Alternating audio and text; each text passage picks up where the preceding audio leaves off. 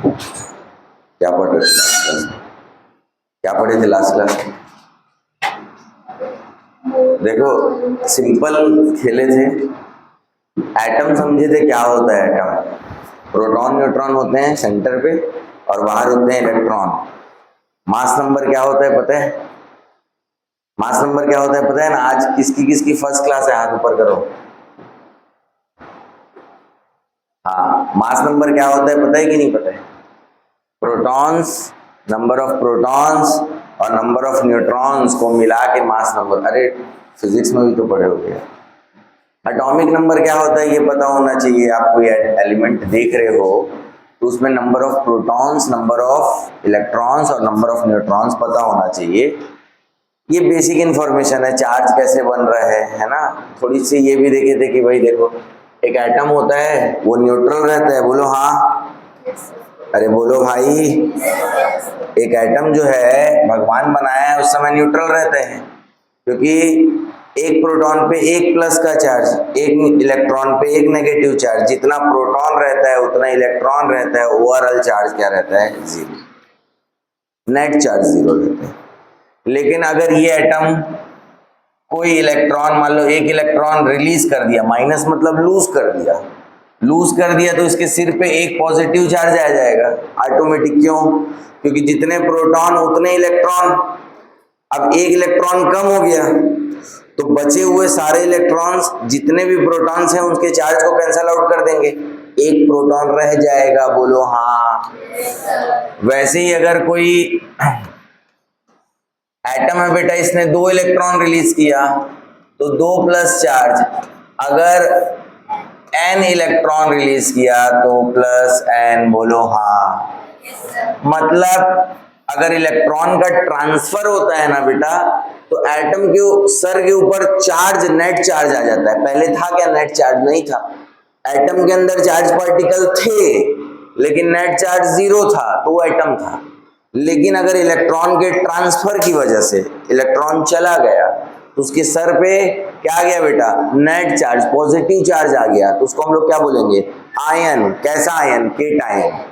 अगर वही इलेक्ट्रॉन के आने से मतलब गेन करने से नेगेटिव चार्ज जनरेट हो जाएगा। क्यों? क्योंकि देखो पहले दोनों बराबर थे। बोलो हाँ।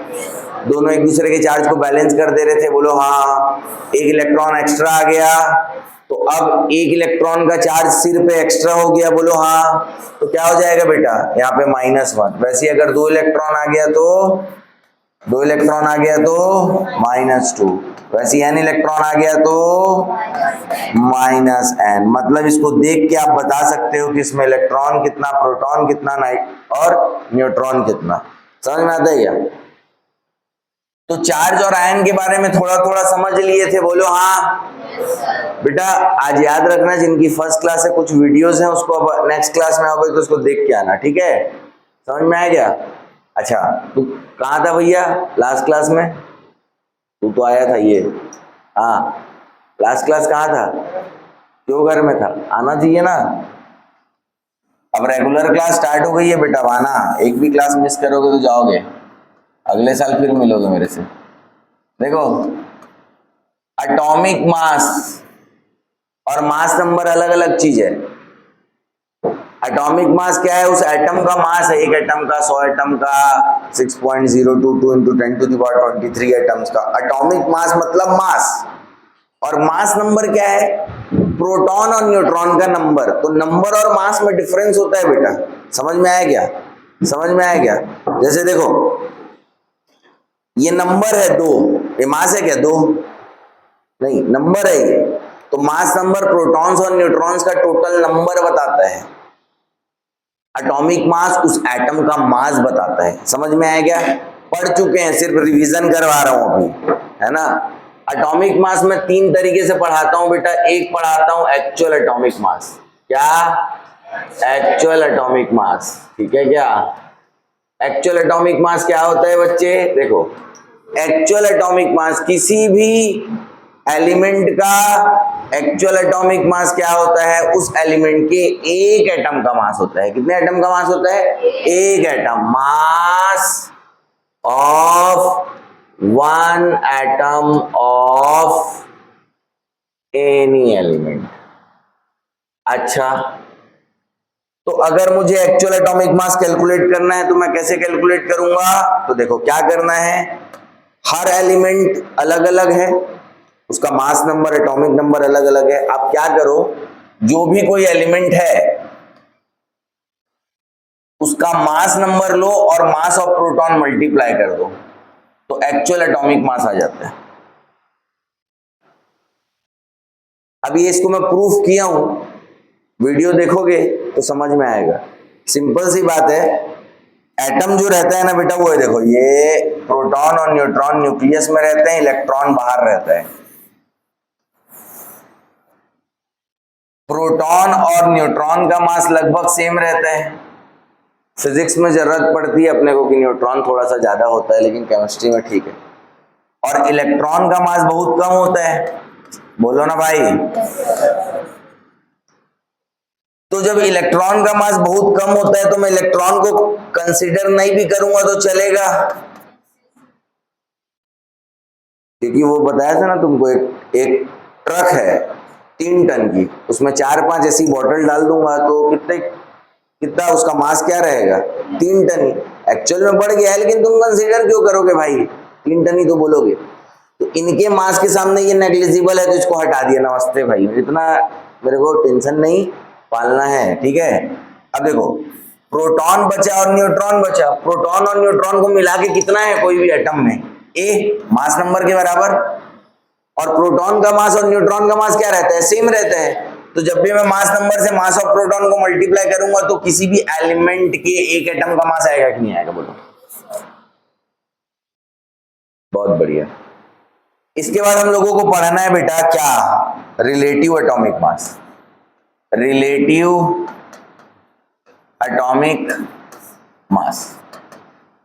बेटा ये जो रिलेटिव एटॉमिक मास है ना, ये भी एक एटम का ही मास है, और ये एक्चुअल एटॉमिक मास को ही हम लोग रिलेटिव एटॉमिक मास बोलते हैं। थोड़ा सा समझने का तरीका चेंज कर दिए बस। देखो, हमको पता है कि मैं किसी भी एलिमेंट का एक्चुअल एटॉमिक मास कैसे निकाल सकता हूं।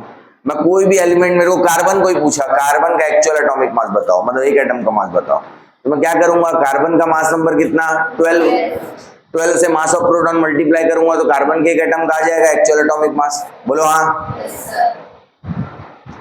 नाइट्रोजन का मास नंबर 14, तो मैं 14 से मास ऑफ प्रोटॉन मल्टीप्लाई करूंगा तो नाइट्रोजन का आ जाएगा। तो थोड़ा सा मास ऑफ प्रोटॉन मल्टीप्लाई करने में भी मेरे को तकलीफ होती है, तो मैंने क्या किया है, मैंने मास ऑफ प्रोटॉन को एक यूनिट बना लिया है। क्या बना लिया है? एक यूनिट। अब से मैं क्या बोलूंगा, मास ऑफ प्रोटॉन को एक यूनिट बना के उस यूनिट को बोलूंगा एटॉमिक मास यूनिट। क्या बोलूंगा?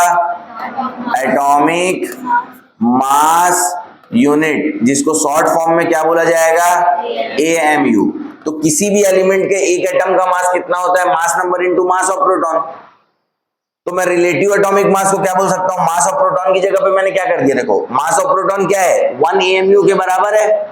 तो mass number into mass of proton, मतलब मास नंबर के पीछे में AMU लगा दूंगा तो ये रिलेटिव एटॉमिक मास हो जाएगा। बोलो हाँ, बोलो हाँ।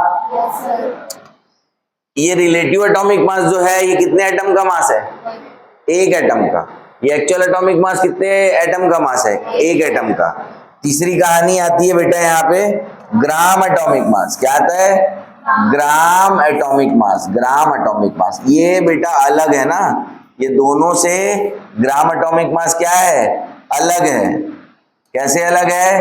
क्योंकि देखो, ग्राम एटॉमिक मास को हम लोग कैसे कैलकुलेट करेंगे? मास नंबर के पीछे में ग्राम लगा देते हैं। क्या लगा देते हैं? मास नंबर के पीछे में ग्राम लगा देते हैं।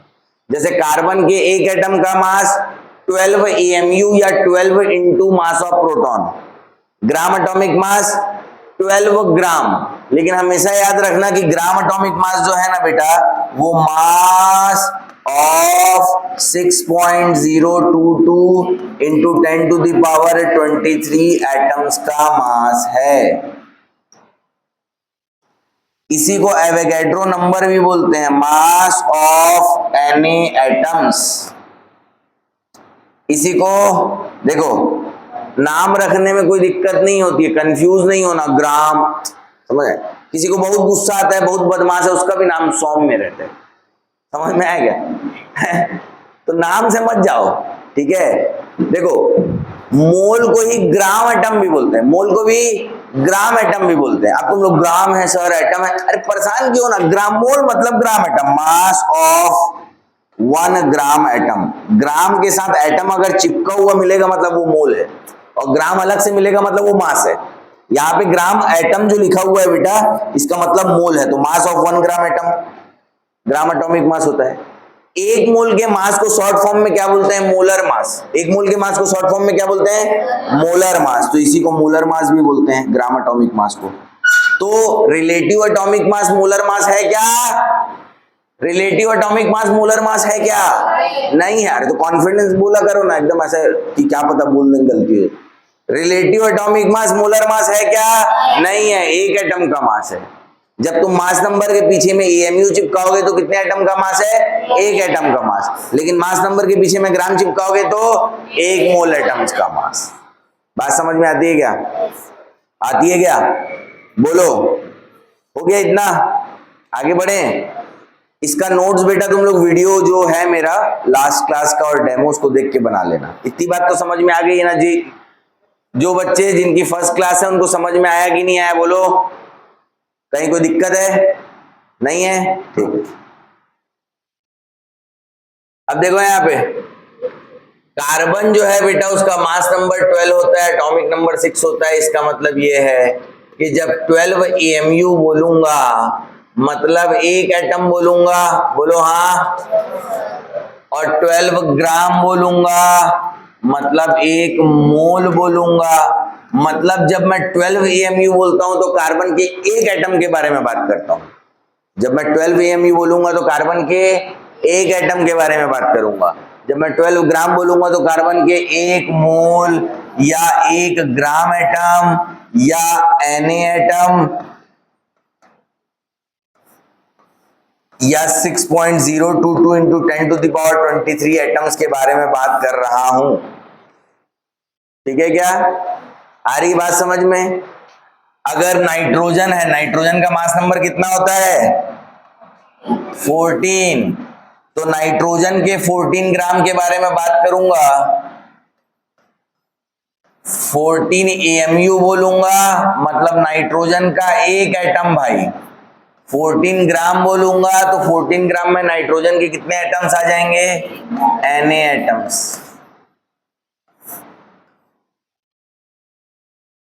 ऑक्सीजन देखो, मास नंबर 16, एटॉमिक नंबर 8। अगर मैं 32 एएमयू बोलूंगा मतलब ऑक्सीजन के कितने एटम?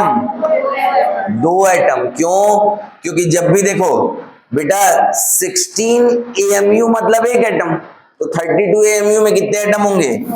16 एएमयू पर एटम डिवाइड कर दूंगा। देखो, क्योंकि हमेशा रिलेटिव एटॉमिक मास एक एटम का मास होता है ना, तो मैं मास नंबर के पीछे में जब एएमयू लिखता हूं तो पर एटम लिख देता हूं।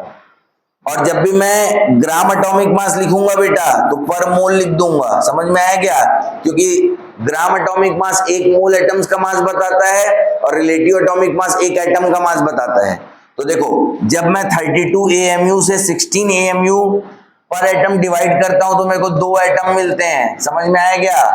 लेकिन 32 ग्राम से 16 ग्राम पर मोल, ये क्या है? Molar mass, gram atomic mass. जब इसको डिवाइड करूंगा तो मुझे क्या मिलेंगे? 2 मोल। लिखो इसको।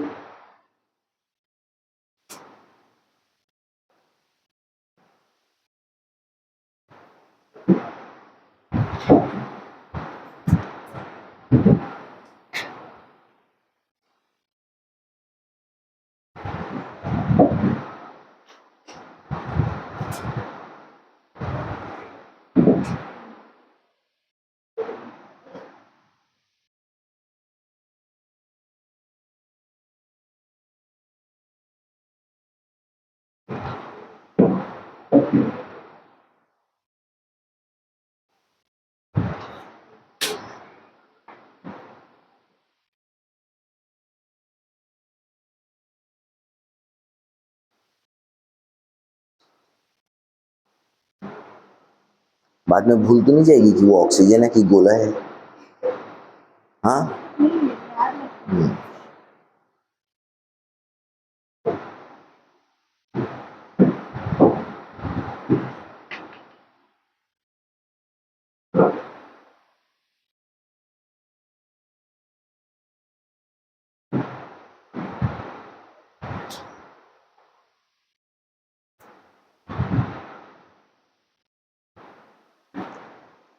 हो गया बेटा?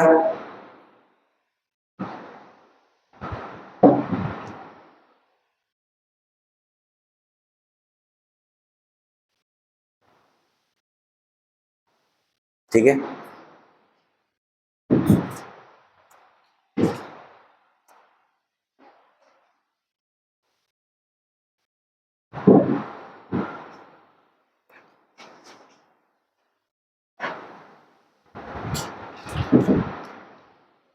जैसे एक एटम है, मैं एक्चुअल एटॉमिक मास निकाल रहा था, तो मैं इलेक्ट्रॉन्स को कंसीडर नहीं करता हूँ। समझ में आया क्या? किया था क्या? इलेक्ट्रॉन को कंसीडर नहीं करता हूँ, क्योंकि इलेक्ट्रॉन का मास बहुत कम है। इलेक्ट्रॉन्स का मास बहुत कम है। तो बेटा जब मैं इलेक्ट्रॉन को कंसीडर ही नहीं कर रहा हूँ, तो अगर मैं केटायन बोलूंगा, अगर मैं केटायन बोला, मान लो Mg+2 बोला और Mg बोला, तो हम क्या करते हैं, इसके मोलर मास या एटॉमिक मास में बेटा इसमें ऐसा नहीं करते कि ये केटायन है, इसमें कम मास होगा, इसमें ज्यादा मास होगा, दिमाग नहीं लगाते। क्योंकि जब हम इसका भी जितना एटॉमिक मास होगा, जैसे इसका मास नंबर कितना है 24, इसका मास नंबर कितना है 24, तो इसका भी एटॉमिक मास 24 AMU बोलोगे और इसका भी 24 AMU ही बोलोगे। ग्राम एटॉमिक मास इसका 24 ग्राम बोलोगे, इसका 24 ग्राम बोलोगे। मतलब पक्षपात मत करना भाई, हैं? समझ में आया क्या? कि नहीं सर वो तो एनायन है, उसमें इलेक्ट्रॉन एक्स्ट्रा आ गया है, मास बढ़ गया। अरे जब एटम में ही नहीं किए, उसके खुद के इलेक्ट्रॉन को नहीं कंसीडर किए, तो आयंस का क्या करोगे तुम? और कर भी लोगे तो तुम कौन सा हमारा बहुत बड़ा काम कर लोगे? आंसर जो वैल्यू है उससे थोड़ा बहुत ही डिफरेंस आएगा। तो इतना अपने को साइंटिस्ट से भी थोड़ी बनना है, अपने को तो नीट क्लियर करना है। समझ में आ रहा है क्या? तो परेशान नहीं होना। समझ में आता है क्या? बोलो, आता है क्या? आ गई बात समझ में? चलो इतनी बात समझ में आ गई है, तो थोड़ी सी और बात समझो। अभी मैं क्या किया बेटा? ग्राम एटॉमिक मास मतलब एक मोल का मास। तो जब भी मेरे को कोई मास दिया रहेगा, मैं ग्राम एटॉमिक मास, जिसको मैं मोलर मास बोलता हूं, उसको डिवाइड करूंगा तो मोल्स मिलेंगे। बोलो हाँ। ये तुम जानते हो, इतना तो तुमको पहले से भी पता है, बस क्यों होता था ये नहीं पता है। समझ में आया क्या? तो मास अगर तुमको किसमें दिया रहेगा बेटा? AMU में दिया रहेगा। किसमें दिया रहेगा? AMU में। तो तुमको बताएगा किसका मास दिया है, ऑक्सीजन का दिया, नाइट्रोजन का दिया, सल्फर का दिया, किसका दिया है। तो तुम उसका ग्राम एटॉमिक मास नहीं, रिलेटिव एटॉमिक मास क्या कर दोगे बेटा? डिवाइड करोगे। क्या करोगे? रिलेटिव एटॉमिक मास डिवाइड करोगे। रिलेटिव एटॉमिक मास वो भी किस में रहता है? AMU में रहता है। AMU पर एटम में रहता है। समझ में आया क्या? जब उसको डिवाइड करोगे तो तुमको हमेशा नंबर ऑफ मोल्स मिलेंगे। बोलो हाँ।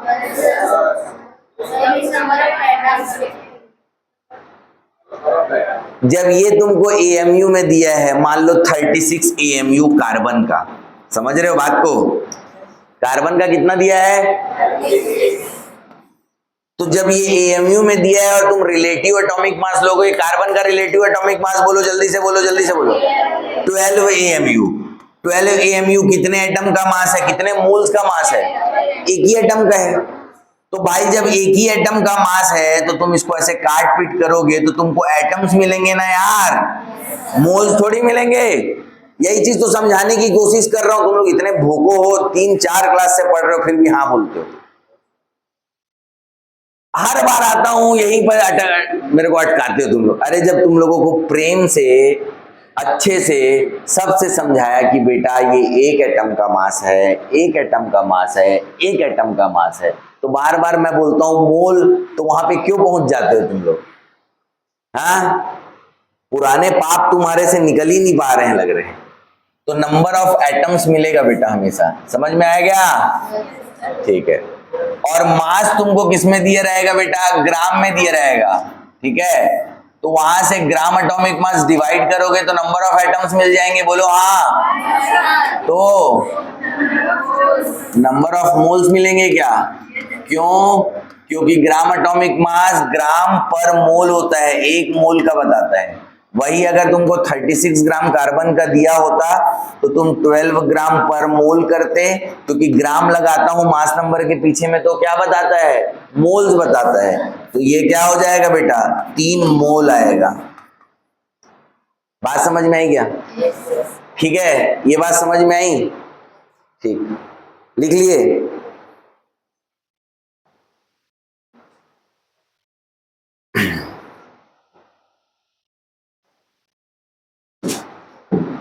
एक मोल सोडियम कितना ग्राम?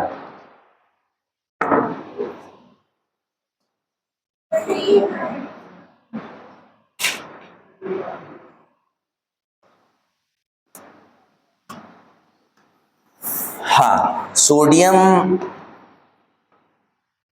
2311। हाँ, एक मोल सोडियम कितना? KMU ग्राम। एक मोल सोडियम कितना? एक मोल 23 ग्राम। ठीक है, दो मोल कितना? अरे अगर नहीं आता मल्टीप्लाई करना तो 2 इंटू 23 बोल लो ना, क्या है, मारपीट थोड़ी होगी अभी। हाँ, 3 मोल सोडियम कितना? 3 इंटू 23 ग्राम। एन मोल कितना? एन इंटू 23 ग्राम, है ना। मतलब क्या समझ में आया? मतलब समझ में ये आया कि भाई अगर आपको नंबर ऑफ मोल्स दिया है, नंबर ऑफ मोल्स दिया है, तो जब मैं उसका ग्राम एटॉमिक मास या मोलर मास मल्टीप्लाई करता हूं, ग्राम एटॉमिक मास मल्टीप्लाई करता हूं, तो इस इतने मोल्स का क्या आ जाता है? मास आ जाता है, आ जाता है ना। तो नंबर ऑफ मोल्स और ग्राम एटॉमिक मास तो पता होना ही चाहिए, मास नंबर के पीछे में ग्राम। इन दोनों को मल्टीप्लाई करता हूं तो ये आता है, इससे जब इसको डिवाइड करूंगा तो ये आएगा। बोलो हाँ, ऊपर लिखा हुआ है भाई। ठीक है क्या? ठीक है क्या? लिख रहे हो? साथ साथ लिखते लिखते चलो भाई, पीछे जो लिख लिए हैं वो रफ में लिखो, लेकिन लिखो। पेन चलाओगे तो दिमाग साथ में चलता है, नहीं तो घर जाऊंगी, फिर मैगी खाऊंगी, फिर शाम को मोमोज खाऊंगी, ऐसा चलेगा? काम नहीं करेगा दिमाग। पेन चलते चलते, हाँ, ग्राम एटॉमिक मास है, मोलर मास है, यही सब चलता है। ठीक है ना।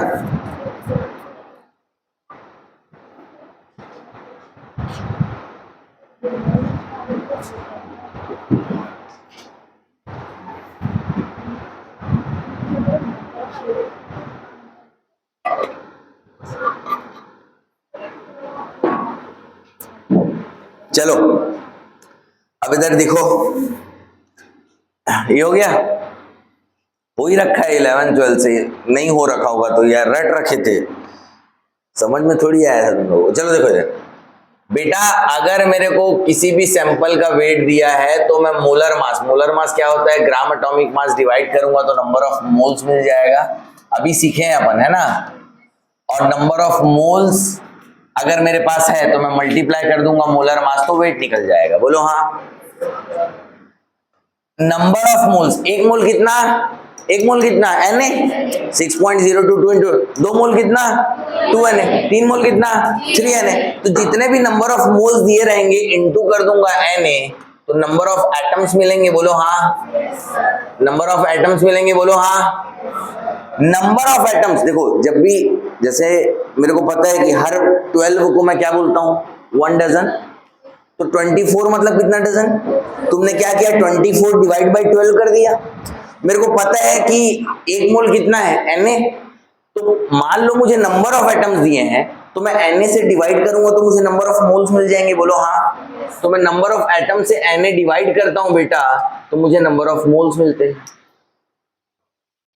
आई बात समझ में? आई बात समझ? ये पूरा क्या था बेटा? ये हमारा एटम्स की कहानी थी। एटम्स का कैलकुलेशन करना है, ठीक है। जब तुमको एटम बोलेगा ना, एटम एटम एटम, तो एटम का ही मास लेना, मोलर मास लेना, एटम से ही पूरी चीजें करना। समझ में आया क्या?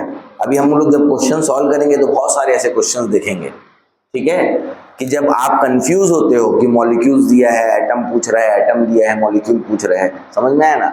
एटम पूछ रहा है तो एटम का ही कैलकुलेशन यूज करो। अब जैसे नॉर्मल कोई ऐसा दिया है, क्वेश्चन ऐसा दिया है तुम लोगों को, तुमको बोल रहा है कि 2.8 ग्राम डायनाइट्रोजन, कैलकुलेट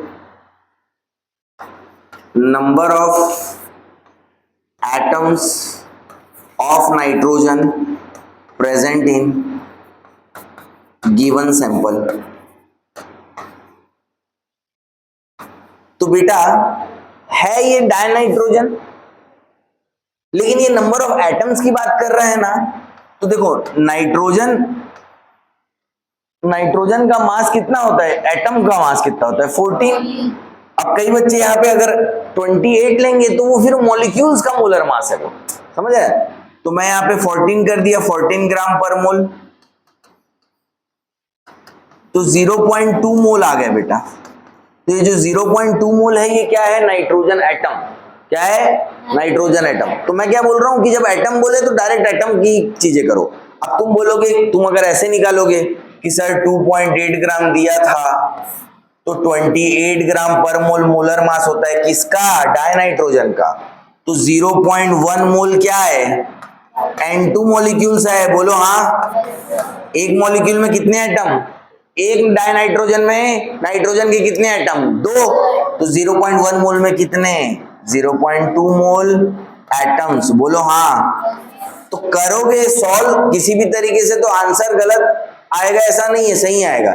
लेकिन यहाँ पे तुम बहुत सारी चीजें सोच रहे हो। मैं क्या बोल रहा हूँ, एटम पूछ रहा है ना, तो एटम के हिसाब से कैलकुलेशन करो, आंसर कभी गलत नहीं आएगा। जैसे मैं क्या बताना चाहता हूँ समझो, जैसे मान लो एक मार्कर का वेट 2 ग्राम है। कितना है, 2 ग्राम। 1 2 3 4 5, 5 नहीं 6। अगर मेरे पास 6 मार्कर है तो टोटल कितना ग्राम हो जाएगा, 12 ग्राम। और यही मार्कर दो का पेयर बनाएंगे तब भी तो 12 ही रहेगा ना। तो ऐसे मत सोचो कि सर मॉलिक्यूल है, भाई मॉलिक्यूल हो चाहे जो भी हो, एटम्स तो है ना वहां पे। तो तुम डायरेक्ट एटम्स की कहानी भी लगाओगे तो कोई गलती नहीं है। समझ में आया क्या बेटा? तो एटम, अभी क्वेश्चंस करेंगे तो चीजें और क्लियर हो जाएंगी। ये वाला पार्ट क्लियर हुआ, एटम वाला, है ना। अब थोड़ा सा मॉलिक्यूल को भी समझ लो, ठीक है, क्योंकि इसके क्वेश्चंस अभी मैं करवाऊंगा, है ना। मुंह कान फेस एक्सप्रेशन चेंज होने लगेंगे, ध्यान से समझ लो तुम लोग। हाँ ठीक है,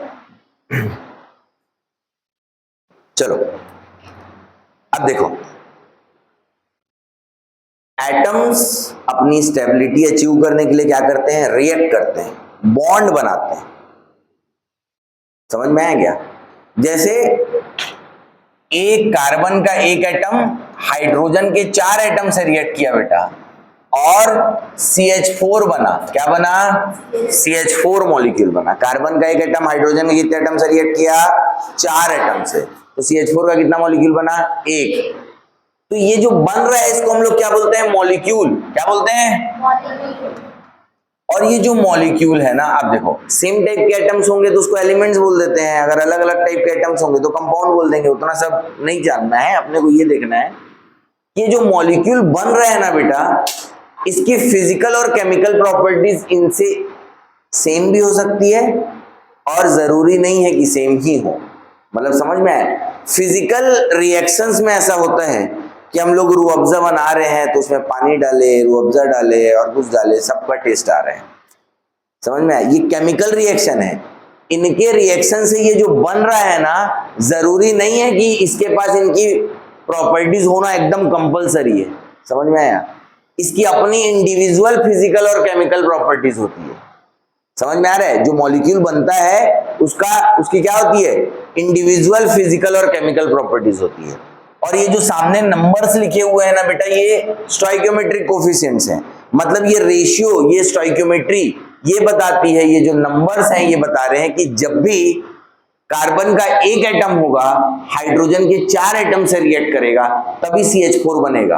अगर कार्बन का एक एटम है और हाइड्रोजन के 4 एटम, मतलब ये जो 1:4 का रेशियो है, ये अगर 1:4 नहीं रहा, ये रेशियो चेंज हो गया, ये स्टोइकियोमेट्री चेंज हो गई, तो प्रोडक्ट फिर CH4 नहीं बनेगा। कुछ बनेगा लेकिन CH4 नहीं रहेगा, कोई और रहेगा।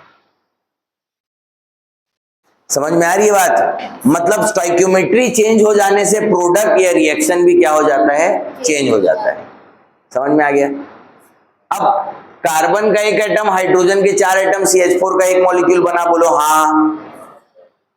कार्बन का एक एटम हाइड्रोजन के 4 एटम से रिएक्ट किया और CH4 का एक मॉलिक्यूल फॉर्मेशन किया, बोलो हाँ। एक एटम का मास कितना होगा, जल्दी बोलो। 12 क्या, हवा, AMU, 12 AMU। हाइड्रोजन के एक एटम का मास 1 AMU, मास नंबर 1 है। 4 एटम का मास 4 AMU। 12 और 4 हमेशा याद रखना बेटा, केमिस्ट्री में law of conservation of mass होता है, फिजिक्स में नहीं होता है, क्योंकि फिजिक्स में मास डिफेक्ट होता है। रिएक्शन करते टाइम कुछ मास क्या हो जाता है बेटा, डिसअपियर हो जाता है या अपीयर हो जाता है, तो मास डिफेक्ट आता है, एनर्जी के फॉर्म में चेंज हो जाता है। लेकिन केमिस्ट्री में ऐसा नहीं है भाई, केमिस्ट्री में तुम जितना मास लोगे बाद में भी उतना ही मिलेगा, है ना। तुम बोले सर वो मैं 2 kg पेपर जलाई थी और राख 2 ग्राम मिला, अरे तो वो प्रोडक्ट जो थे ना वो गैसियस फॉर्म में उड़ गए, लेकिन एक्चुअल में सबको, है ना, अगर तुम स्टोर कर रखते तो उतना ही मास आता। समझ में आया? ठीक है, तो 12 और 4 कितना हो गया बेटा, इधर 16 AMU, मतलब कार्बन का 12, हाइड्रोजन का 4, 12 + 4 मतलब 16 AMU, मतलब एक मॉलिक्यूल। समझ में आता है क्या, बोलो। अच्छा एक बात बताओ मेरे को, जब कार्बन का एक एटम हाइड्रोजन के 4 एटम से रिएक्ट करता है तो एक मॉलिक्यूल बनता है। अगर मैं कार्बन का 2 एटम लूं तो हाइड्रोजन के कितने एटम से रिएक्ट करेगा, 8 से करेगा। स्टोइकियोमेट्री मेंटेन होनी चाहिए। सर मेरे पास तो 6 है, 6 और 2 करके रिएक्शन करवा दो ना सर, नहीं होता भाई, है, समझ में आया क्या, स्टोइकियोमेट्री मेंटेन होनी चाहिए। तो ये 8 एटम से रिएक्ट करेगा। तो देखो इसका कितना हो जाएगा, एक का कितना होता है 12, तो 2 का कितना हो गया 24 AMU। एक का कितना होता है 1, तो 8 का कितना हो जाएगा 8 AMU। तो यहाँ पे कितने 2 8 कितने मॉलिक्यूल बनाएंगे, जल्दी बोलो, 10, बोलो हाँ।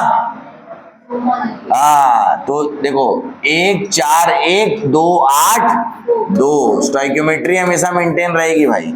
तो कितना हो जाएगा बेटा ये 24 + 8 कितना 32 AMU। ठीक है क्या, ये थोड़ी पूछ रहा था मैं, अब पूछूंगा। हाँ चलो, अगर मुझे कार्बन के Na एटम्स दिए हुए हैं, Na मतलब समझते हो 1 मोल दिए हुए हैं, तो हाइड्रोजन के कितने एटम से रिएक्ट करेंगे, Na है 1 4 से रिएक्ट करता है, तो Na कितने से करेंगे 4 Na मतलब 4 मोल। बहुत बढ़िया, यहां पे कितने मॉलिक्यूल्स बनेंगे, Na मॉलिक्यूल्स बनेंगे, 1 4 1, तो Na 4 Na मॉलिक्यूल्स बनेंगे। ये क्यों करवाया मैं, देखो इधर, कार्बन के 1 मोल का मास बोलो जल्दी से 12 ग्राम, 12 ग्राम। हाइड्रोजन के 4 मोल का मास बोलो जल्दी से 4 ग्राम। 12 + 4 16 ग्राम, 1 मोल का मास 16 ग्राम। मेरे को एक बात समझ में आई, बोलो क्या बेटा, कि मॉलिक्यूलर मास भी कोई अलग चीज नहीं है, वो एटम जैसा ही है, बोलो हाँ। जैसे देखो ना यहाँ पे तुम CH4 में कार्बन का 12, मास नंबर 12 + 4 16, देखो ना 16 AMU लिखा, तो देखो एक मॉलिक्यूल, बोलो हाँ, अरे बोलो ना भाई, और 16 ग्राम लिखा मतलब 1 मोल मॉलिक्यूल, बोलो हाँ। मतलब हमको मॉलिक्यूलर मास में भी परेशान होने की जरूरत नहीं है। जैसे NH3 बोला NH3 के 1 मॉलिक्यूल का मास, तो 14 + 3 17, एक मॉलिक्यूल मतलब AMU को यू लिख सकता हूं ना, परेशान मत होना, ठीक है, 1 मॉलिक्यूल का मास। और बोले 1 मोल मॉलिक्यूल, तो क्या करूंगा 17 ग्राम। आ रही बात समझ में, आगे बढ़े, लिखने की जरूरत है, लिख रहे हो, लिख लो लिख लो लिख लो, जल्दी लिखो।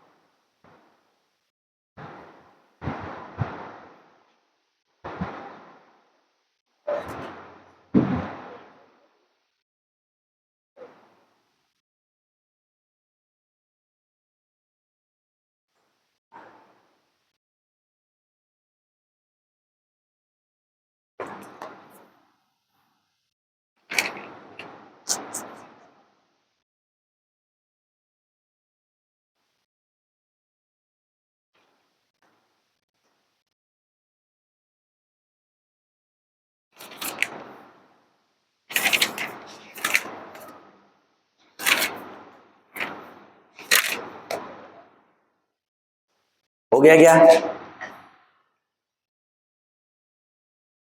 हो गया? चलो आ जाओ बेटा। देखो हम लोगों को ये बात समझ में आ गई कि एक मोल का मास क्या होता है।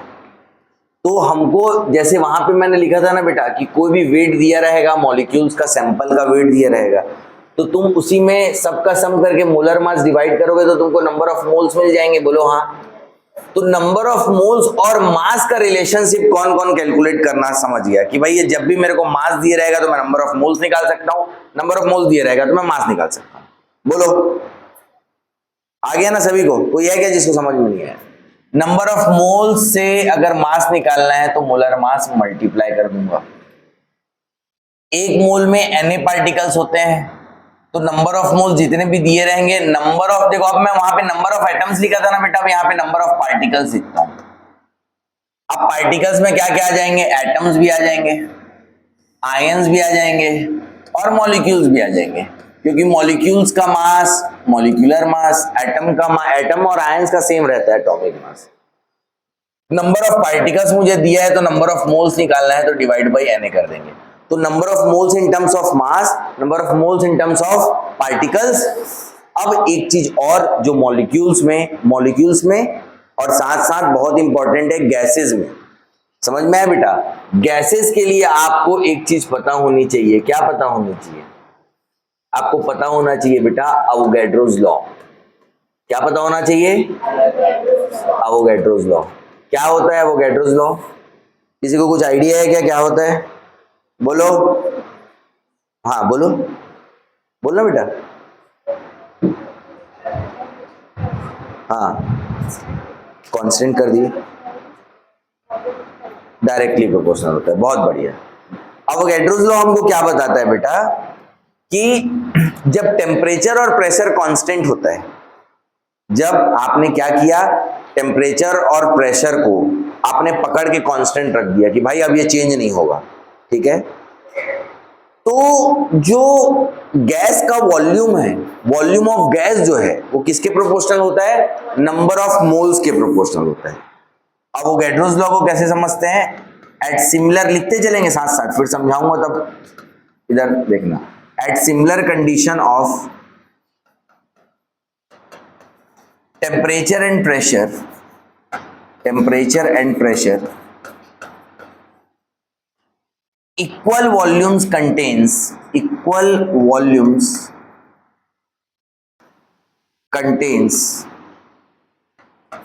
equal number of molecules, equal number of moles of molecules बोलो या इक्वल नंबर ऑफ मॉलिक्यूल्स बोलो, बात बराबर है।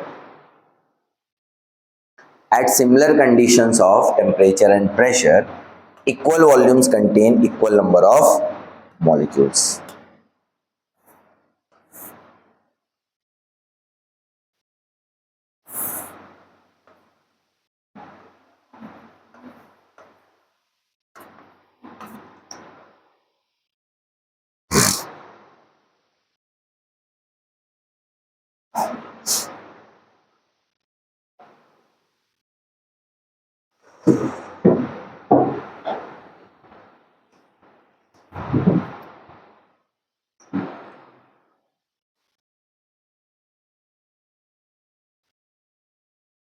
इसको ध्यान से समझना है बेटा, है ना? अवोगैड्रोस लॉ जो कि क्या है? गैस लॉ है। किसके लिए वैलिड है? गैस के लिए। At similar condition of temperature and pressure, मतलब टेम्परेचर और प्रेशर क्या है बेटा? कांस्टेंट। इसको अपन फिर ऊपर आएंगे बाद में, अभी इसी को देखो। हाँ, टेम्परेचर और प्रेशर कांस्टेंट है बेटा। Equal volumes contain equal number of molecules, मतलब अगर अलग अलग गैसेस का सेम वॉल्यूम है तो उसमें नंबर ऑफ मॉलिक्यूल्स क्या होंगे? सेम होंगे। सेम नंबर ऑफ मॉलिक्यूल्स का वॉल्यूम सेम, मतलब नंबर ऑफ मोल्स का वॉल्यूम सेम, है ना? और अगर मैंने नंबर ऑफ मोल्स को या नंबर ऑफ पार्टिकल्स को डबल कर दिया तो वॉल्यूम भी क्या हो जाएगा? डबल। सेम वॉल्यूम में सेम नंबर ऑफ मॉलिक्यूल्स हैं, अगर वॉल्यूम को डबल कर दिया तो नंबर ऑफ मोल्स भी डबल हो गए। अगर मैंने उसको हाफ कर दिया तो ये भी हाफ हो गए। मतलब नंबर ऑफ मोल्स का रिलेशनशिप किसके साथ है बेटा? Volume of gas, number of moles of gas is directly proportional to volume of gas। लेकिन ये चीज कब आपको देखनी है, जब टेम्परेचर और प्रेशर क्या रहेगा, कांस्टेंट रहेगा। तो मैंने क्या किया बेटा, जब टेम्परेचर और प्रेशर को कांस्टेंट किया है मैंने, तो मैं नंबर ऑफ मोल्स को भी कांस्टेंट कर दूंगा, 1 मोल कर दूंगा। टेम्परेचर प्रेशर कांस्टेंट है, n is directly proportional to v, तो जब मैं n को 1 मोल लूंगा तो इसका वॉल्यूम फिक्स आएगा। किसी गिवन टेम्परेचर और प्रेशर पे 1 मोल का वॉल्यूम फिक्स आएगा ना। एनटीपी, जब मैं एनटीपी कंडीशन लूंगा बेटा, एनटीपी लेता हूं तो 1 मोल गैस का वॉल्यूम आता है 22.4 लीटर। फिलहाल ये इंपॉर्टेंट है आपके लिए। जब मैं 1 मोल गैस लेता हूं एनटीपी पे, एनटीपी नहीं रहेगा बेटा तो चेंज हो जाएगी, मतलब है ना, अलग अलग टेम्परेचर और प्रेशर पे हर 1 मोल का वॉल्यूम अलग अलग आता है। एनटीपी पे कितना आएगा, एनटीपी पे आएगा 22.4 लीटर। तो जब एनटीपी पे मेरे पास 22.4 लीटर है तो मेरे को पता रहेगा मेरे पास 1 मोल गैस है। जब एनटीपी पे मेरे पास 22.4 इंटू 2 मतलब 44.8 लीटर रहेगा तो मेरे को पता है मेरे पास कितनी गैस है, 2 मोल। एनटीपी पे मेरे पास 11.2 लीटर है तो मेरे को पता रहेगा मेरे पास कितनी मोल है, आधी। समझ में आ रहा है। एनटीपी पे मेरे पास 5.6 लीटर है तो मेरे को पता रहेगा 1/4 0.25 मोल। अरे अभी इसको आधा किए, उसको फिर आधा करो ना, 11.2 का हाफ 5.6 है ना। तो देखो बेटा अब वापिस जाओ, ये हो गया क्या, ये समझ में आ गया। देखो अब ऊपर जाएंगे अपन, ऊपर मतलब यहाँ ऊपर जाएंगे, अभी नहीं जाएंगे, बहुत समय है। चलो देखो इधर,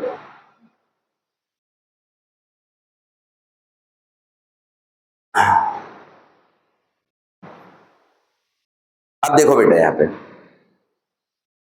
नंबर ऑफ मोल्स तुम्हारे पास है 1 मोल, तो वॉल्यूम कितना हुआ एनटीपी पे, बोलो ना। 2 मोल हुआ तो मतलब 2 इंटू 22.4, 3 मोल हुआ तो 4 मोल हुआ तो, और n मोल हुआ तो जितने मोल्स दिए रहेंगे उससे 22.4 मल्टीप्लाई करेंगे तो वॉल्यूम ऑफ गैस आएगा एट एनटीपी, बोलो हाँ आएगा।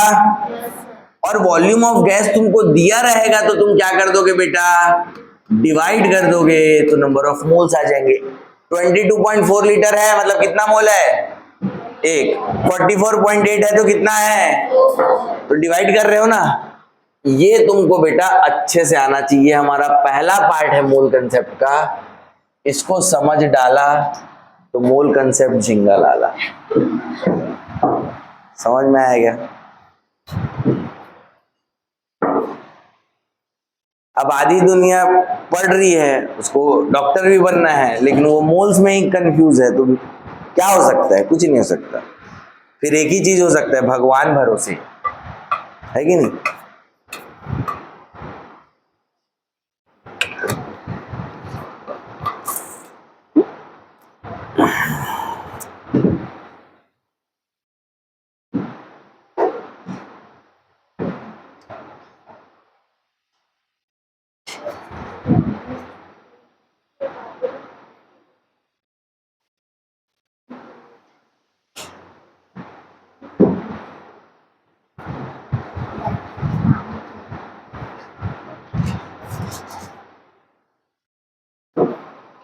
अब बॉटल नहीं रखती के सामने तो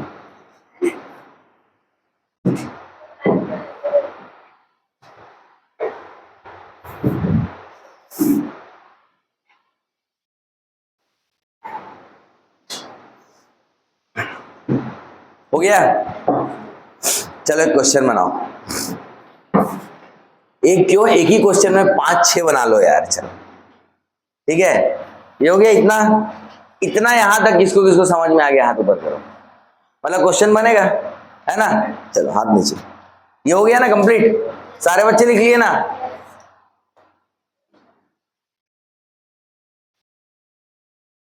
आपको ना 3.4 ग्राम NH3 दिया है। क्या दिया है? 3.4 ग्राम NH3। Total number of molecules of NH3 in given sample बताना है। रुक जाओ, अभी बहुत कुछ लिखना है इसमें। Total number of atoms present in given sample बताना है।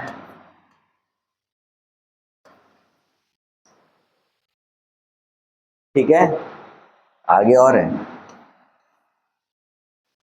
Total number of nitrogen atoms present in given sample बताना है। Total number of hydrogen atoms present in given sample बताना है। ठीक है, 4 हो गए। Total number of electrons present in given sample बताना है। कई लोगों को अब लग रहा है ये इम्पॉसिबल है, मैं बता रहा हूं ना तुम लोगों को। Total number of neutrons present in given sample बताना है। 7। Total number of protons present in given sample बताना है।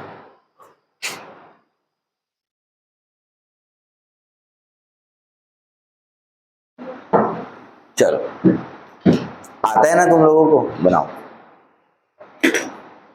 हाँ,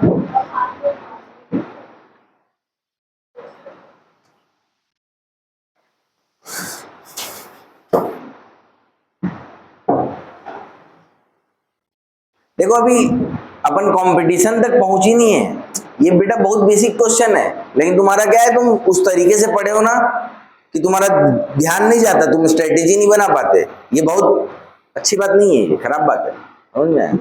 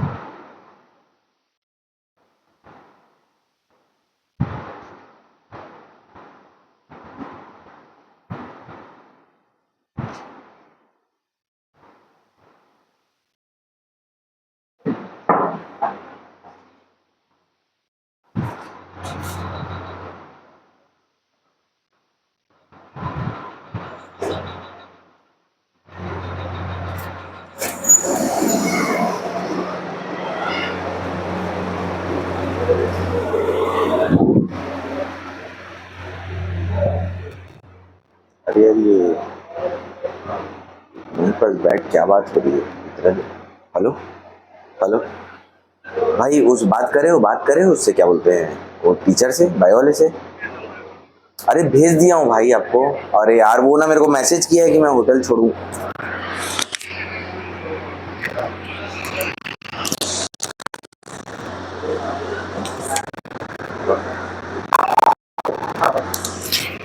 डिस्कनेक्ट हो जाते हैं।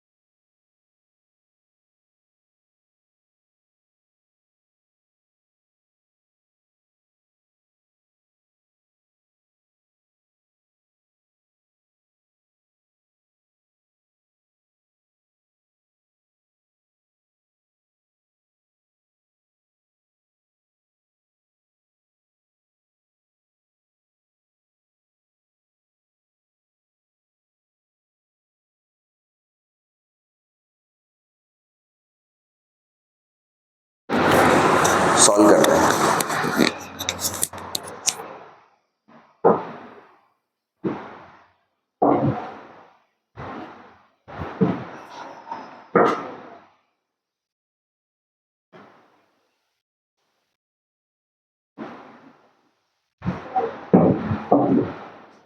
देखो बेटा, समझो बात को।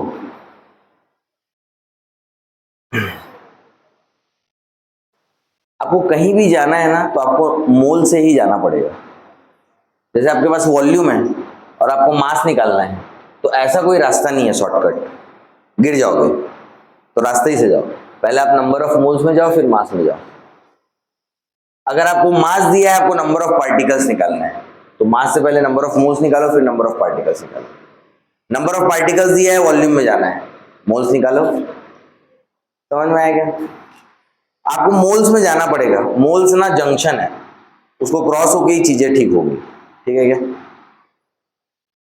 अब देखो ये क्वेश्चन जो है उसमें क्या दिया हुआ है, 3.4 ग्राम NH3 दिया हुआ है। 3.4 ग्राम क्या दिया हुआ है? NH3।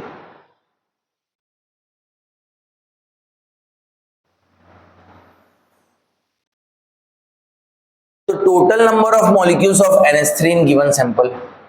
तो भाई मास दिया है आपको, टोटल नंबर ऑफ मॉलिक्यूल्स निकालना है। तो आप कैसे निकालोगे? आप पहले नंबर ऑफ मोल्स निकालोगे। क्या निकालोगे? Number of moles. Number of moles किसके निकलेंगे? ऑब्वियसली NH3 के निकलेंगे।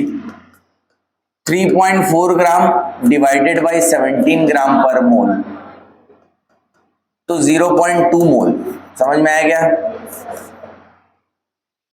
नंबर ऑफ मॉलिक्यूल्स, अगर मुझे नंबर ऑफ मोल्स पता चल गए तो नंबर ऑफ मॉलिक्यूल्स पता चल जाएंगे। किसके? NH3 के। 0.2 Na।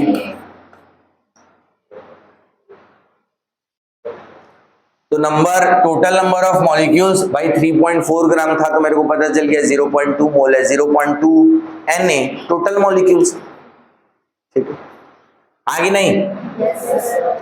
Next question, total number of atoms present in given sample. एक मॉलिक्यूल में कितने एटम्स है टोटल? एक नाइट्रोजन के। भाई एक NH3 को देख रहे हो तो एक नाइट्रोजन का मिलेगा और 3 हाइड्रोजन का मिलेगा। बोलो हाँ। तो एक मॉलिक्यूल में टोटल 4 एटम, तो टोटल नंबर ऑफ एटम्स कैसे मिलेंगे? भाई एक एटम्स में, एक मॉलिक्यूल में टोटल 4 एटम, तो टोटल हमारे पास कितने मॉलिक्यूल हैं? 0.2 Na। तो 0.2 Na इंटू 4, 0.8 Na।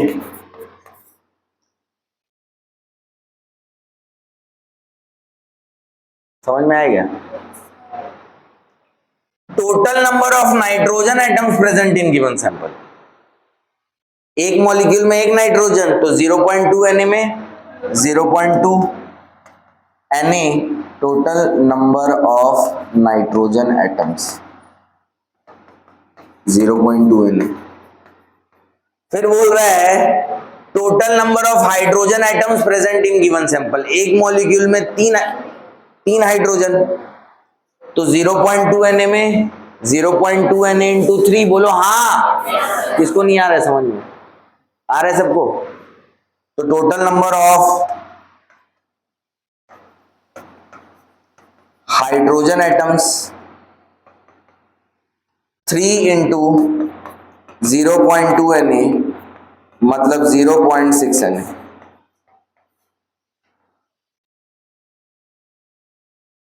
अब total number of electrons in given sample, तो देखो इधर अब इलेक्ट्रॉन न्यूट्रॉन प्रोटॉन ही बचे हैं ना बस। चलो देखो इधर, एक NH3 को देखो, NH3 मॉलिक्यूल को देखो, नाइट्रोजन में कितना रहेगा भाई इलेक्ट्रॉन? 7, जितना प्रोटॉन उतना इलेक्ट्रॉन, और हाइड्रोजन में कितना रहेगा? 1 1 1, 3, टोटल 10। तो एक मॉलिक्यूल में total 1 molecule of NH3 contains 10 electrons, बोलो हाँ। कितने इलेक्ट्रॉन? 10 इलेक्ट्रॉन। मेरे पास टोटल कितने मॉलिक्यूल्स हैं? 0.2 Na मॉलिक्यूल्स हैं, तो टोटल कितना हो जाएगा? 0.2 Na इंटू 10 इलेक्ट्रॉन,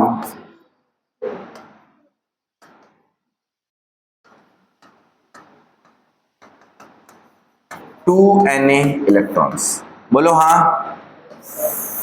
ठीक है, एक मॉलिक्यूल में प्रोटॉन कितना बेटा? 7। ये प्रोटॉन और इलेक्ट्रॉन तो बराबर ही बराबर है ना, तो टोटल 10। तो टोटल जितना इलेक्ट्रॉन उतना ही प्रोटॉन, बोलो हाँ। 0.2 Na प्रोटॉन्स,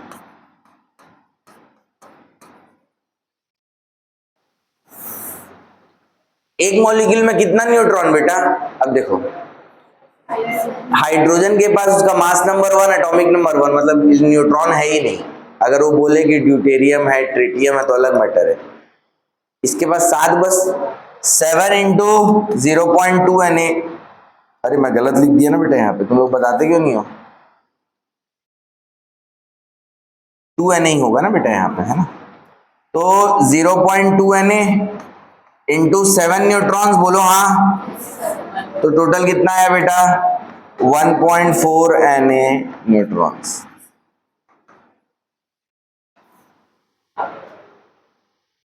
ठीक है क्या? बोलो।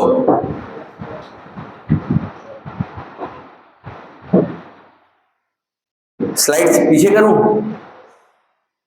बना लिए थे सब? बहुत बढ़िया। ये देख लो पहले पूरा।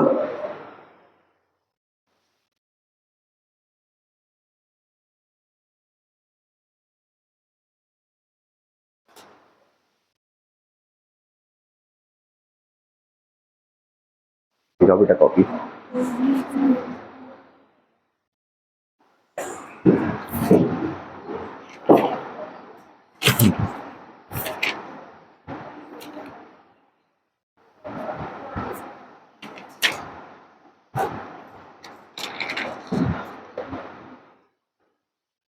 हो गया क्या? लिखो calculate, next question, calculate number of electrons, calculate number of electrons, protons, calculate number of electrons, protons and neutrons in 1.4 gram 1.4 gram nitride ion N-3।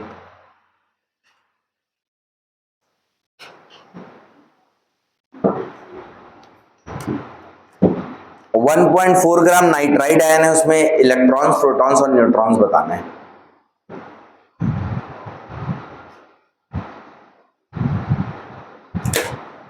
Module लाया कोई?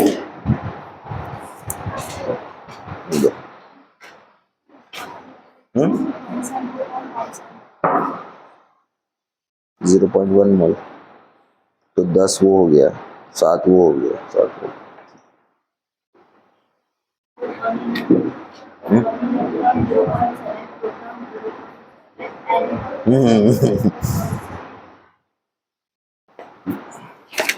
अभी मैं इतने से पानी में ना डूबने वाला था, बचा ली मेरे को तू।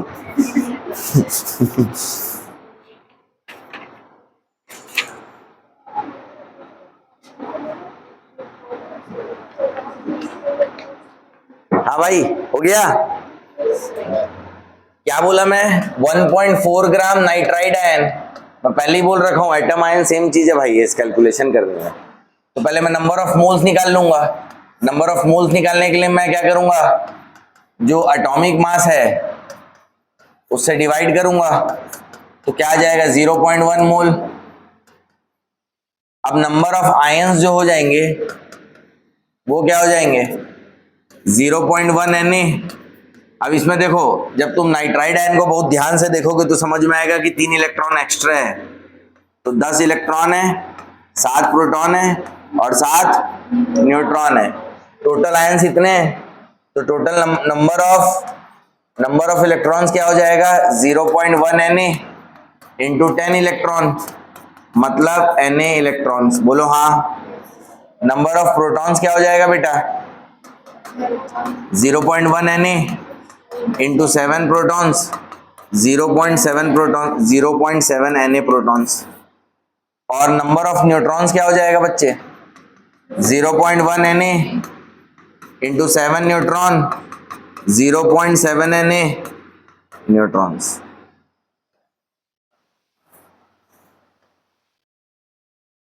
समझ में आता है क्या? नेक्स्ट क्वेश्चन लिख ले, तू पहले लिख ले। The total number of hydrogen atoms, the total number of hydrogen atoms in 8.5 gram of NH3। the total number of hydrogen atoms in 8.5 gram of NH3। तब तक जो नहीं लिखे थे लिख लो। the total number of hydrogen atoms in 8.5 gram of NH3।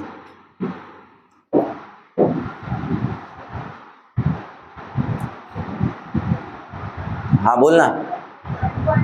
1.5 Na, सही तो है भाई। 8.5 मतलब आधा मोल, नहीं क्या?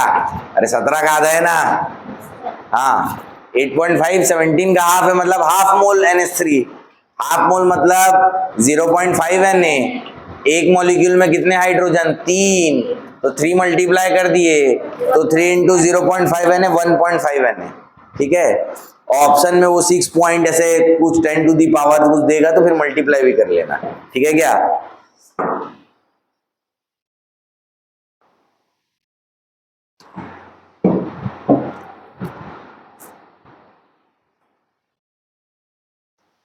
सॉल्व करूं? अरे कर देता हूं, नहीं तुम लोग मेरे को सूली में लटका दोगे। सर सॉल्यूशन नहीं करवाते बोल दोगे, है कि नहीं? देखो इधर क्या था question, 8.5 gram NH3, number of moles 8.5 ग्राम, 17 ग्राम पर मोल। लो ये लो, ये लो, तुम लोग खुश रहोगे। ये मास दिया था, मोल्स निकाला, ठीक है 0.5 मोल, हाँ कि नहीं? नंबर ऑफ मॉलिक्यूल्स किसके? NH3 के कितने हो जाएंगे 0.5 Na। एक NH3 मॉलिक्यूल में 3 हाइड्रोजन है, तो टोटल हाइड्रोजन एटम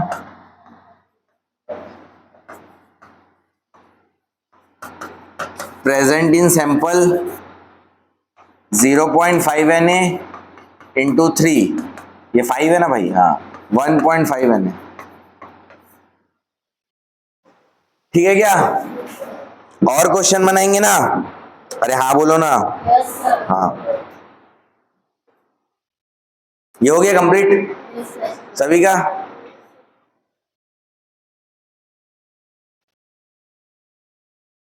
सामने मत बैठा करो ये वाले, ये प्रजाति ठीक नहीं है, ये वाली प्रजाति बहुत लेट करवाती है ना मेरे को।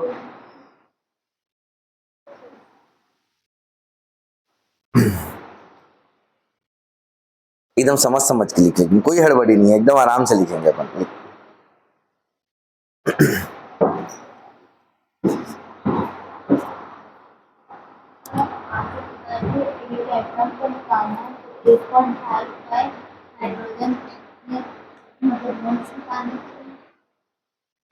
बेटा ये ना, अब सुनना, मैं बता रहा हूँ, मैं बताया था कि एटम्स निकालना होगा तो एटम को ही डिवाइड, एटम का ही मास लेना, लेकिन वहां सिर्फ नाइट्रोजन का था N2, तो मेरे को पता था कि भाई मैं यहाँ पे ये सभी मार्कर ही है, सभी मार्कर ही है ना, लेकिन यहाँ पे सब मार्कर नहीं है, एक मार्कर है, फिर बॉटल है, एक नाइट्रोजन है, हाइड्रोजन है, तो जो 8.5 ग्राम है ना, ये कंबाइंड मास NH3 का है, तो अब मैं हाइड्रोजन का डिवाइड मान लो कर भी दिया तो नाइट्रोजन का कहाँ जाएगा, है ना, समझ में आया? हाँ, समझ में आया मैं क्या बोलना चाहता हूँ? हाँ, आप तो बोले थे करके तुम मेरा सूली पे चढ़ा दे। आई बात समझ में? चलो नेक्स्ट क्वेश्चन बनाएंगे, लिखेंगे which of the following has the highest mass, which of the following has the highest mass, which of the following has the highest mass, which of the following has the highest mass. पहला option है 20 gram of sulphur, second 4 mole of carbon dioxide, तीसरा बेटा 12 into 10 to the power 24 atoms of hydrogen, atoms of hydrogen, चौथा 11.2 litre of helium at NTP. बेटा लेकिन ऐसी question पूछा कर, क्यों बताऊं? क्योंकि जो सोच रहा है वही पूछ सकता है ना, बाकी तो भोगो टाइप का हाँ ठीक है, ये बोल दी हाँ ठीक है, वो बोल दी हाँ ठीक है। समझ में आया क्या दिव्यांश? समझ में आया कि नहीं तेरे को? ठीक है, तेरे को तो अच्छे से आएगा।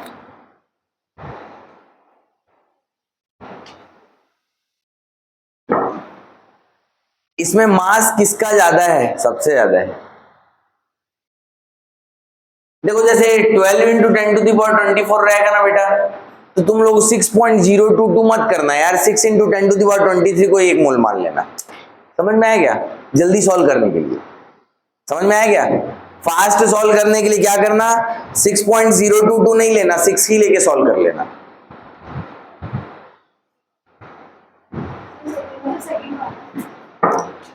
ये तो 20 का 20 ही रहेगा मास में, है कि नहीं?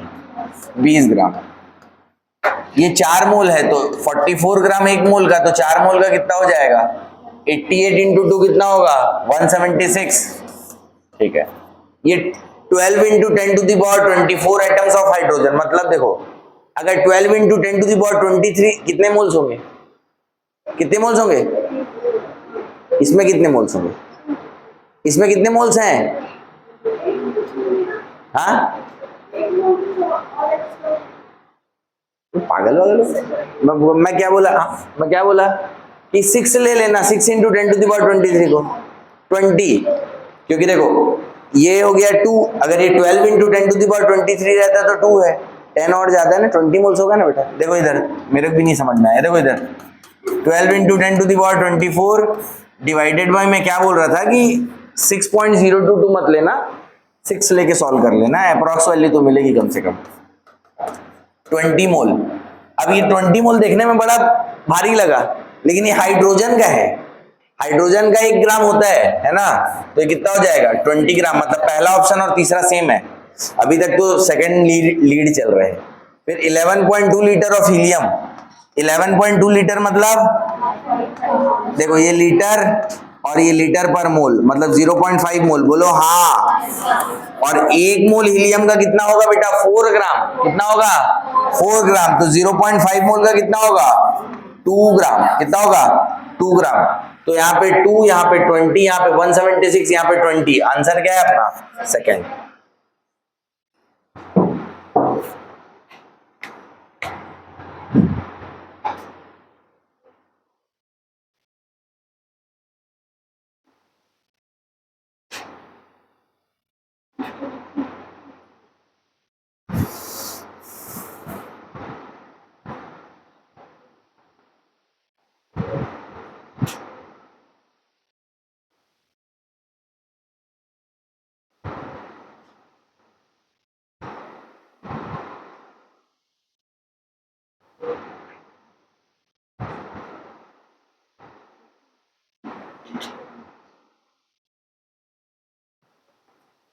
हो गया क्या? बन गया? कोई परेशानी? लिखो question. The number of atoms of oxygen, the number of atoms of oxygen, the number of atoms of oxygen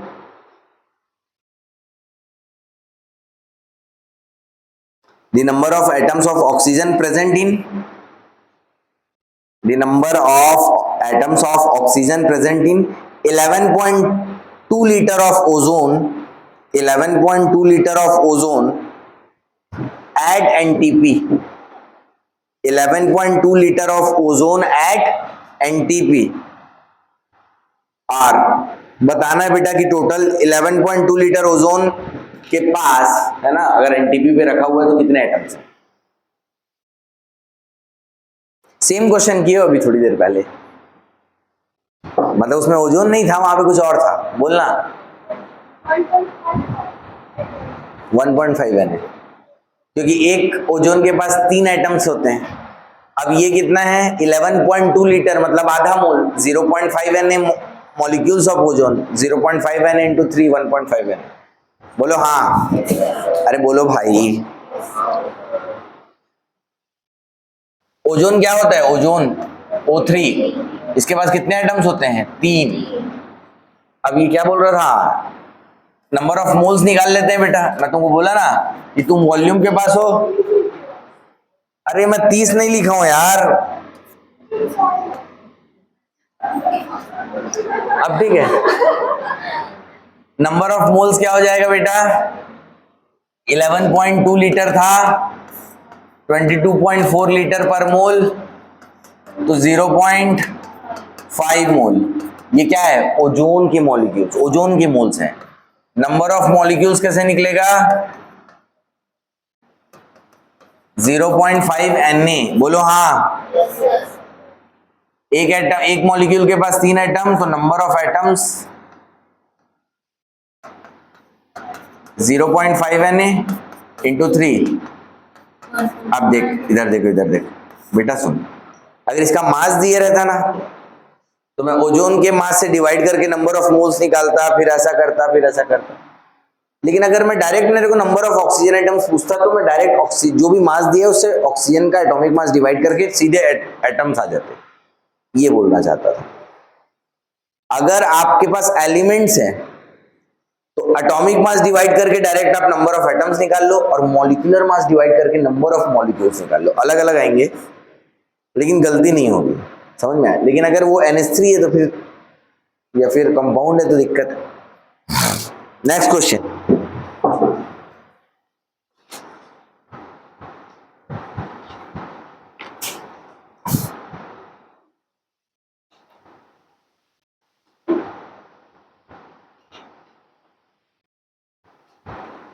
Volume at NTP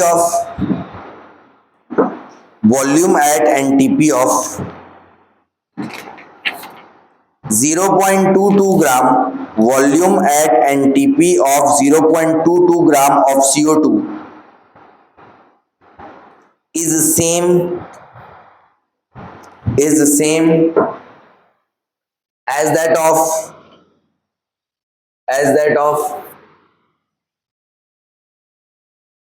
बेटा, ये ऑप्शन है, देख लो। पहला ऑप्शन है 320 milligram of gaseous SO2। Second है बेटा 0.085 gram of NH3। Third option है बेटा 0.0 ग्राम ऑफ H2। और चौथा है बेटा ऑल ऑफ दी अबव।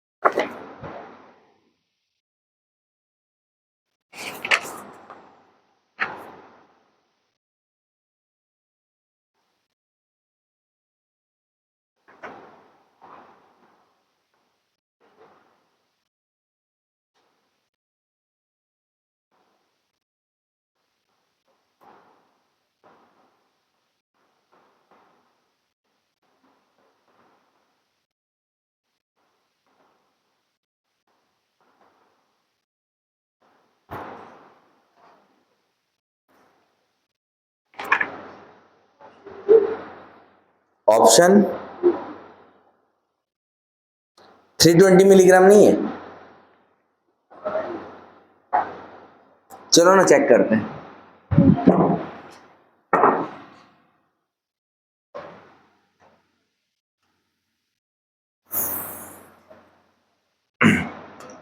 बेटा 320 मिलीग्राम ऑफ गैसियस SO2 है।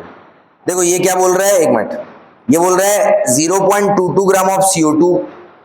देखो नंबर ऑफ मोल सेम रहेगा तो वॉल्यूम भी सेम रहेगा, सीधी सी बात है।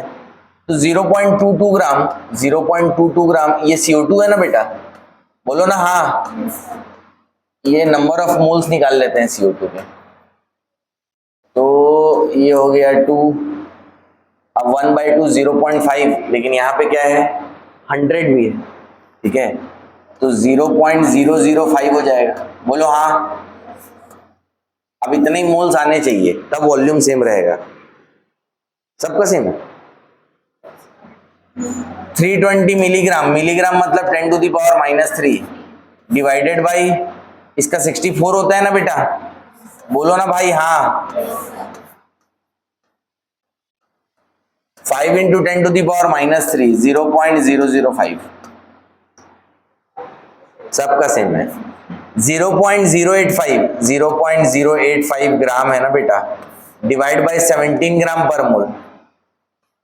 देखो 8.5 का जो 8.5 है ना हाफ होता है ना, अभी पढ़े थे। तो इसको एक काम करो, इसको 8.5 × 10⁻² लिखो, लिख लिए, बाय 17 लिखे, ये 2 हो गया, 0.5 0.005, इसका भी वही आ रहा है मोल। अरे मोल सेम मतलब वॉल्यूम सेम ना भाई, हाँ नहीं बोलते तुम लोग, हाँ। 0.01 ग्राम ऑफ हाइड्रोजन बोल रहा है, हाइड्रोजन का 2 ग्राम पर मोल लेना, बहुत बच्चे गलती कर सकते हैं, देखो ये भी वही हो गया 0.005। तो फोर्थ सही, कौन बोल रहा था, सेकंड, थर्ड, फर्स्ट? फोर्थ बोली थी बेटा, हाँ।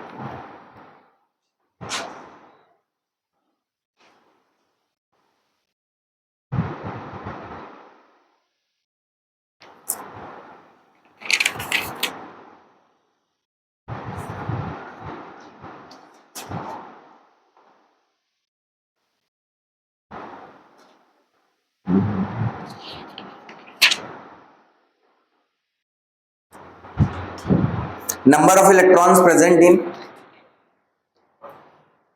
ये बना रहे थे क्या, मतलब हो गया ना ये?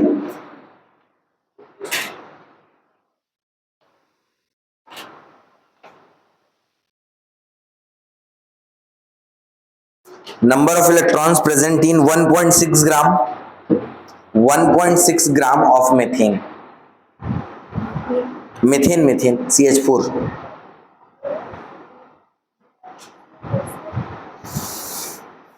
Number of electrons present in 1.6 gram of methane, 1 Na, ठीक।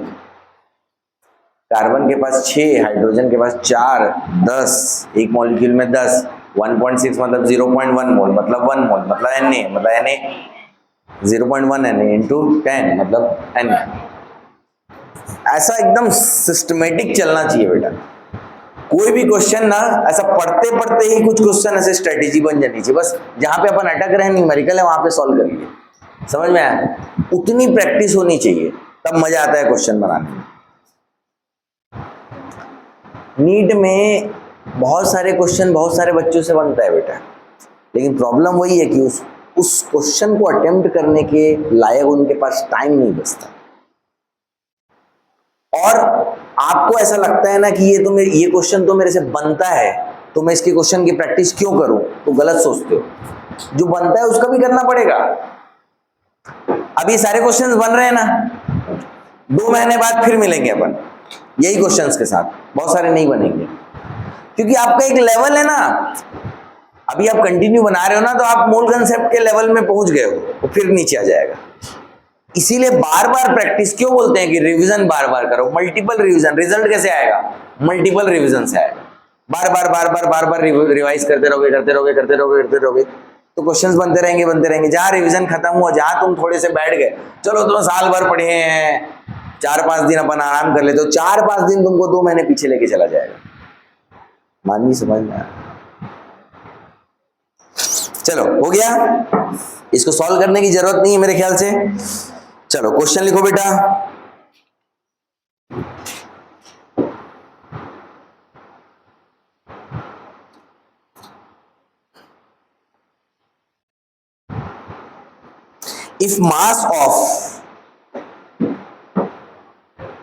if mass of 224 ml, if mass of 224 ml of a triatomic gas, if mass of 224 ml of a triatomic gas at NTP,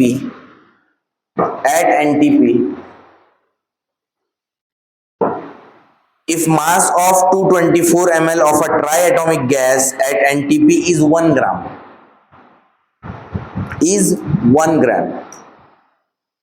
then find the mass of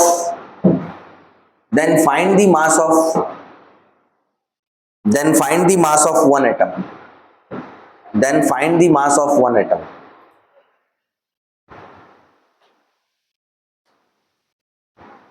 Then find the mass of one atom.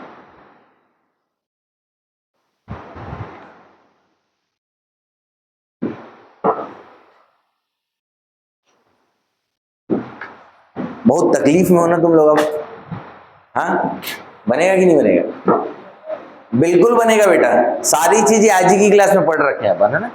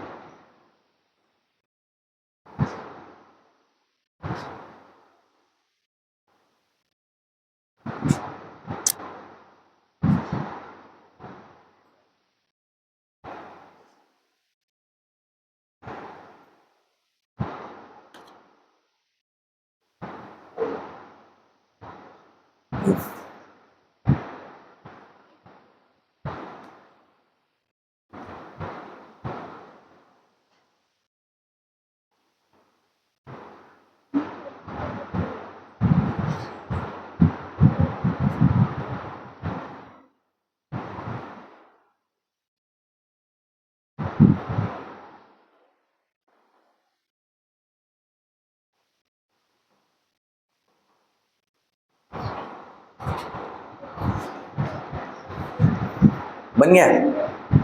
बना कि नहीं बना? बनेगा कि नहीं बनेगा? बनेगा तो जल्दी बनाओ, दिमाग लगाओ, और नहीं बनेगा तो मेरे भरोसे छोड़ो। हाँ, अजीब आ रहा है तो अजीब तो आएगा ही बेटा। ठीक है, 0.01/3 तो नहीं होगा यार, एकदम सिंपल है। स्ट्रेटेजी बनाओगे, एक एक पार्ट को सॉल्व करते जाओगे तो आते जाएगा। सोचो और सोचो। अरे एनटीपी पे 224 का देखो, ये भी ऐसी बनेगा, देखो ध्यान से इधर। एनटीपी पे 224 ml, क्या 224 ml का मास कितना है? 1 ग्राम। 1 मोल का वॉल्यूम क्या होता है? 22.4 लीटर। अरे बोलो ना भाई, मतलब 22400 ml, बोलो हाँ। तो अगर 224 ml का 1 ग्राम होता है तो 22400 का ml का 100 ग्राम होगा। अरे बोलो ना भाई, ये 1 मोल मतलब 1 मोल का मास कितना हो गया? 100 ग्राम। अरे बोलो, 1 मोल का मास 100 ग्राम है तो एक मॉलिक्यूल का मास कितना होगा, बोलो ना, 100U। नहीं होगा क्या? हाँ कि नहीं यार? अब ये ट्राई एटॉमिक गैस थी, तो एक एटम का कितना हो जाएगा, एक मॉलिक्यूल का 100U है तो एक का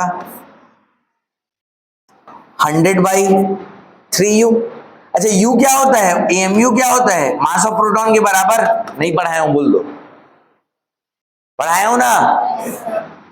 1.67 इंटू 10⁻⁻24 ग्राम। सॉल्व करके देखो एक बार मैं।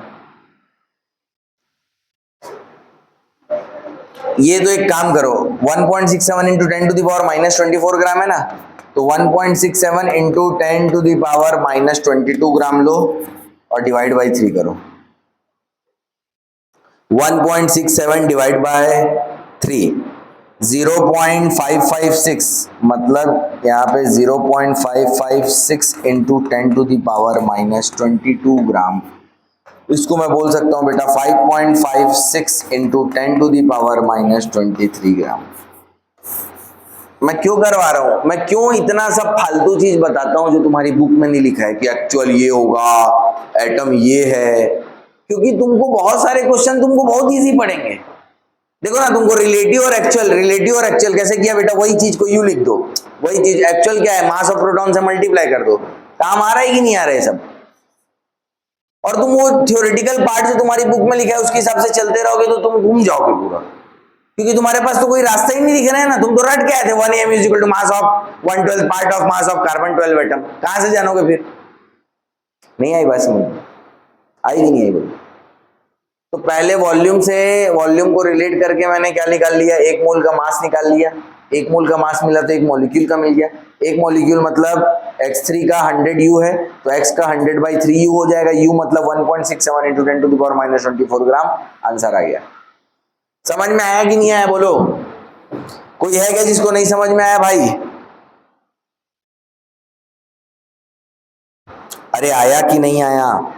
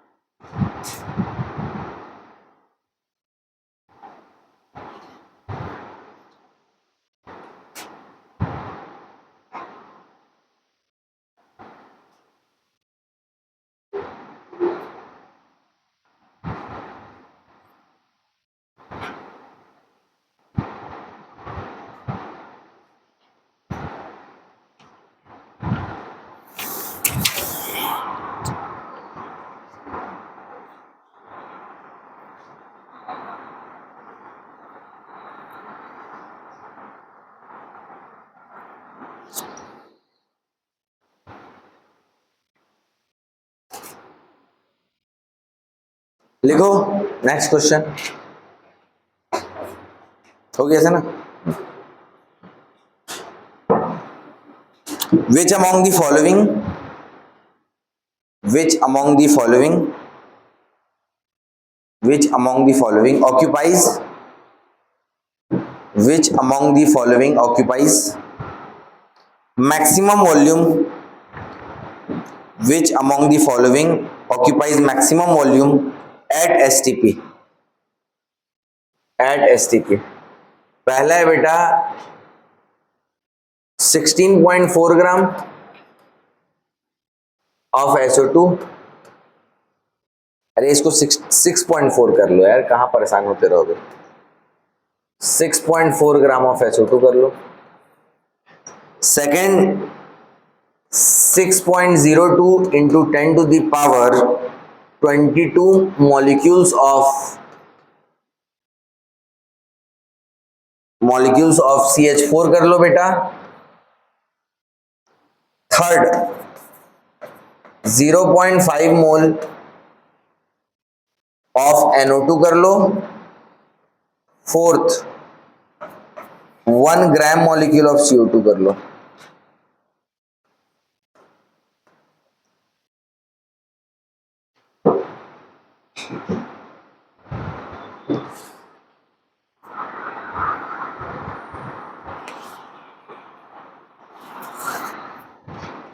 जल्दी बोलो।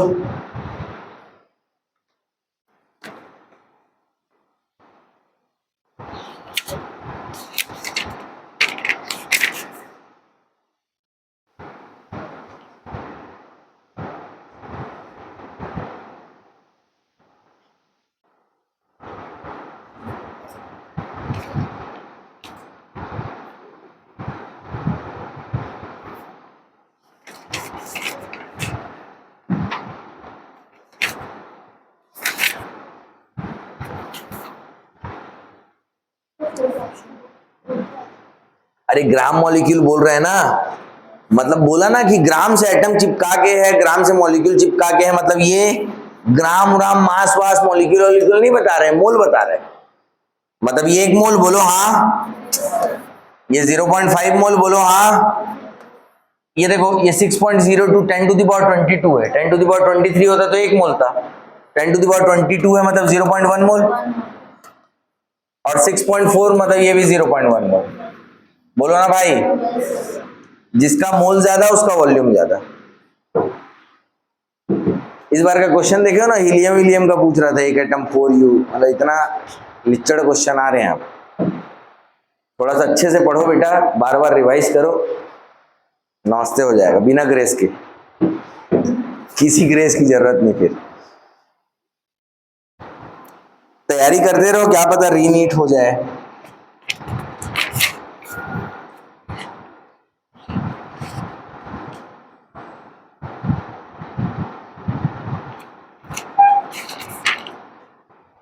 चलो हो गया, और क्या। तो मॉड्यूल्स के और क्वेश्चंस होंगे उसको बना लेना, और मॉड्यूल के अलावा डीपीपी में भी भेजवा दे रहा हूं, ठीक है। तो डीपीपी भी सॉल्व करना, मॉड्यूल भी सॉल्व करना, फिर एक डीपीपी खत्म होगी तो फिर मांगना, मेरे से नहीं, युवराज से, ठीक है।